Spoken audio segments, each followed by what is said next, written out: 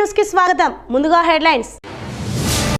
రాజేంద్రరావు గారికి తోడా నరేంద్ర కాంగ్రెస్ పార్టీ కార్యకర్తలకి పత్రికా విలేకరులకి పెద్దలందరికీ హృదయపూర్వక నమస్కారం. మీకు తెలుసు సోనియా గాంధీ గారి కోరిక తెలంగాణ ప్రజల యొక్క అభీష్టం గ్రహించినటువంటి వ్యక్తిగా ఆ తల్లిచ్చినటువంటి తెలంగాణ పార్టీకి అవకాశం రాలేదు. మొన్న శాసనసభ ఎన్నికల ముందు రాహుల్ గాంధీ గారు, సోనియా గాంధీ గారు, ఖర్గే గారు వచ్చి సోనియా గాంధీ గారు ఇచ్చినటువంటి తెలంగాణ, కాంగ్రెస్ పార్టీ ఇచ్చినటువంటి తెలంగాణకి ఒక్కసారి అధికారం ఇవ్వండి, తెలంగాణ ప్రజల కోరిక మన్నించినటువంటి కాంగ్రెస్ పార్టీ మీకు సేవలు అందించేటటువంటి అవకాశం ఇవ్వండి అని చెప్పి హైదరాబాద్లో పెద్ద బహిరంగ సభలో అనౌన్స్ చేశారు.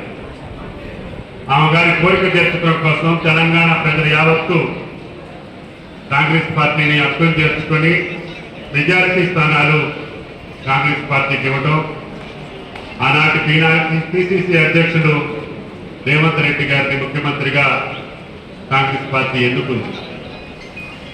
ఆ యొక్క రేవంత్ రెడ్డి గారి ప్రభుత్వం గత 2 సంవత్సరాలుగా కష్టాల్లో ఉన్నటువంటి, అప్పుల్లో ఉన్నటువంటి, అదేవిధంగా ఆర్థిక వ్యవస్థ చిన్నాభిన్నమైనప్పటికీ పరిపాలనా వ్యవస్థ కుదుట పడకుండా చిన్నాభిన్నమై ఈ రాష్ట్రం అధోగతిలో ఉన్న సందర్భంలో కాంగ్రెస్ పార్టీ దాన్ని సరిదిద్దుకుంటూ దానికి ఉన్నటువంటి ఆర్థిక పరమైన ఇబ్బందుల్ని నెరవేర్చుకుంటూ వారు ఇచ్చినటువంటి సంక్షేమ కార్యక్రమాల్ని ఒక్కొక్కటి తీర్చుకుంటూ ఈ 2 సంవత్సరాలు సంక్షేమ రాజ్యాన్ని, అదేవిధంగా అభివృద్ధికరమైనటువంటి ప్రగతిశీల రాజ్యాన్ని అందివ్వాలని చెప్పి రేవంత్ రెడ్డి గారి క్యాబినెట్, ప్రభుత్వం, శాసనసభ్యులు, నాయకులందరూ కూడా ఈ రాష్ట్ర ప్రజల యొక్క ఆకాంక్షలు నెరవేర్చడానికి పనిచేస్తున్నారు.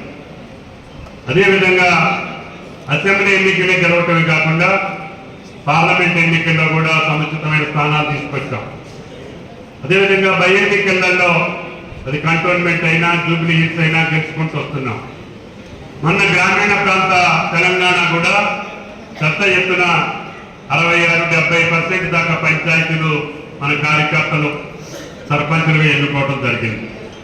ఇప్పుడు అర్బన్లో ఎన్నికలు జరుగుతున్నాయి, 116 మున్సిపాలిటీల్లో, కార్పొరేషన్లో. వాటిలో కూడా మన కార్యకర్తలు కష్టపడినటువంటి వాళ్ళు